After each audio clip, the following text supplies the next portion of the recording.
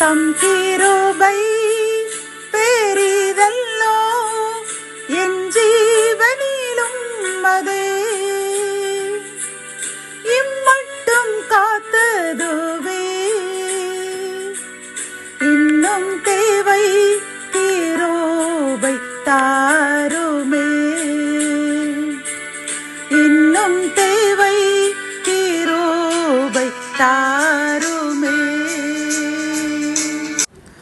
ஆண்டவரும் அருமை இரட்சகருமாகிய இயேசு கிறிஸ்துவின் ஈடு இணையற்ற நாமத்தில் சேனைகளின் கர்த்தர் ஊழியத்தின் மூலம் 30/6/2025 இந்த நாள் உங்களுக்கும் உங்கள் சந்ததிகளுக்கும் ஆசீர்வாதத்தின் நாளாக அமையவிருக்கிறது என்று மனதார வாழ்த்துகின்றேன்.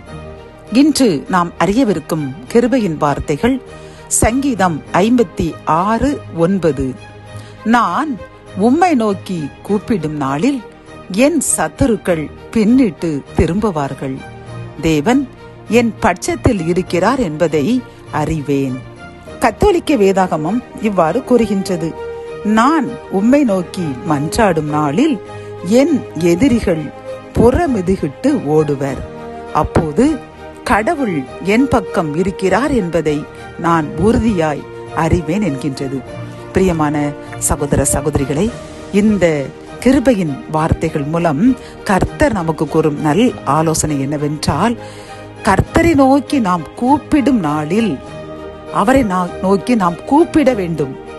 நாம் ஜெபிக்கின்றோம் என்று சிலர் ஆலயத்துக்கு மட்டும் சென்று அதில் உள்ள வழிபாடுகள் மட்டும் கலந்து கொண்டு வந்து விடுவார்கள். ஒரு சிலர் வேதம் வாசிப்பார்கள், பாட்டு பாடுவார்கள். இப்படி அவர்கள் கடைமுறைக்காக, அதாவது நடைமுறைக்கென்று ஒரு சில செயல்களை அவர்கள் செய்து நாம் கடவுளை ஜெபிக்கின்றோம் என்று அவர்கள் நினைத்துக் கொள்வார்கள். அப்படி இல்லை பிரியமானவர்களே, நாம் உண்மையான மனதுடன் உருக்கமாக கண்ணீரோடு அவரை நோக்கி கூப்பிட வேண்டும். எப்படி அந்த குருடன் ஆண்டவரை பார்த்து கர்த்தாவே எனக்கு இறங்கும் என்று அவன் சத்தமிட்டு கூப்பிட்டான் என்று வேதாகமத்தில் பார்க்கின்றோம்.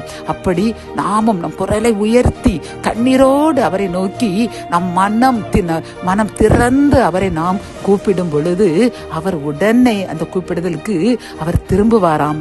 பிரியமானவர்களை, திரும்புறது மட்டுமல்லாமல் அவர்கள் நாம் சத்துருக்களால் நொறுக்கப்பட்டு சாத்தானுடைய சதியாக இருக்கலாம், அல்லது மனிதர்களுடைய சதியாக இருக்கலாம், அல்லது நோய்களாக இருக்கலாம், ஏதாவது ஒரு துன்பமாக இருக்கலாம், அவர் அதை விட்டு நம்மை விட்டு திருப்பி என் தேவன் நம் பட்சத்தில் இருக்கிறார் என்பதை நாமே அறியும்படி நமக்கு இறங்கி உதவி செய்து விடுவிப்பேன் என்று வாக்கு கொடுக்கிறார். பிரியமானவர்களை, ஆகவே நாம் அந்த பரம்பரையாக, அதாவது ஏதோ தினமும் சொல்வது போன்று ஜெபத்தை சொல்லிக் கொண்டு இருக்காமல், இன்றில் இருந்து நம்முடைய கட்டுகள் நீக்கப்பட வேண்டும், நாம் விடுதலை அடைய வேண்டும், நம் விண்ணப்பங்களுக்கு பதில் வேண்டும் என்றால் நாமும் அந்த பர்த்தனமையை என்ற குருடனை போன்று இயேசுவே எனக்கு இறங்கும், தாவீதின் குமாரனே எனக்கு இறங்கும் என்று அவன் அழுதது போன்று நாமும் அலறி கர்த்தரிடம் கண்ணீரோடு நம் விண்ணப்பத்தை தெரியப்படுத்துவோம். நம்மிடம் உள்ள அறிந்தும் அறியாமல் உள்ள பாவங்களுக்காக மன்னிப்பு கேட்போம். தினமும் பரிசுத்தமாகும். பிரியமானவர்களே, ஒரு வீட்டை நாம் தினமும் பெருக்குகின்றோம். ஏன்? எப்படியாவது தூசி வந்துவிடும். இதே போன்று நாமும் உலகத்தில் வாழ்கின்றோம். நம்மை அறியாமல் நம் நினைவில் கூட ஏதாவது பாவம் செய்து விடுவோம். அதையும் கர்த்தரிடம் அறிக்கையிட்டு பரிசுத்தமாவோம். கர்த்தர் நம் கூப்பிடுதலுக்கு திரும்பி நம்மை ரட்சித்து நம்மை குணமாக்கி நம் விருப்பத்தை மன விருப்பத்தில் மனதில் என்னதான் வைத்துக் கொண்டு ஜெபிக்கிறோமோ அனைத்திற்கும் பதில் தந்து தேவன் எதிரிகள் மத்தியில், நம்முடைய உற்றார் உறவினர்கள் மத்தியில் நம்முடன் இருக்கிறார் என்று அவர்கள் அறியும்படியாகவும் செய்வார். நாமும் நினைக்கலாம், கர்த்தர் என் விண்ணப்பத்தை கேட்கின்றார், என்னுடன் இருக்கின்றார் என்று நாமும் நன்றி கூறும் அளவிற்கு கர்த்தர் அளவில்லாமல் நம்மை ஆசீர்வதிப்பார். ஜெபம். என் அன்பு தகப்பனே, இந்த கிருபையின் வார்த்தைகள் மூலமாக நாங்கள் அப்பா உம்மை நோக்கி கூப்பிட வேண்டும், மன உருக்கத்துடன் கூப்பிட வேண்டும், உண்மையான அன்போடு கூப்பிட வேண்டும் என்று நீர் உணர்த்தின கிருபையின் வார்த்தைக்காக நன்றி அப்பா. நாங்கள் அப்படி உண்மையான மனம் திரும்புதலோடு கூப்பிடும் பொழுது நீர் எங்கள் பக்கம் திரும்பி எங்கள் எதிரிகள் மத்தியில் எங்களை உயர்த்தி நாங்களே என் கர்த்தர் எங்களுடன் இருக்கின்றார் என்று உணரும்படி எங்களை ஆசீர்வதிக்கப் போகிறேன் என்று கூறின கிருபையின் வார்த்தைக்காக நன்றி அப்பா. நாங்கள் இன்றிலிருந்து உண்மையான அன்போடு கூப்பிடுவோம், கடமைக்காக அல்ல, ஏனதானவென்று அல்ல. நாங்கள் உண்மையான அன்போடு உண்மையான வருத்தப்பட்டு எங்களுடைய பாவங்களுக்காக வேதனைப்பட்டு நாங்கள் உம்மை நோக்கி பரிசுத்தமாக்கி கெஞ்சுவோம் என்று உறுதியெடுக்கின்ற எங்கள் உறுதியை ஏற்றுக்கொள்ளுங்க. அதன் மூலம் ஆசீர்வதிங்க.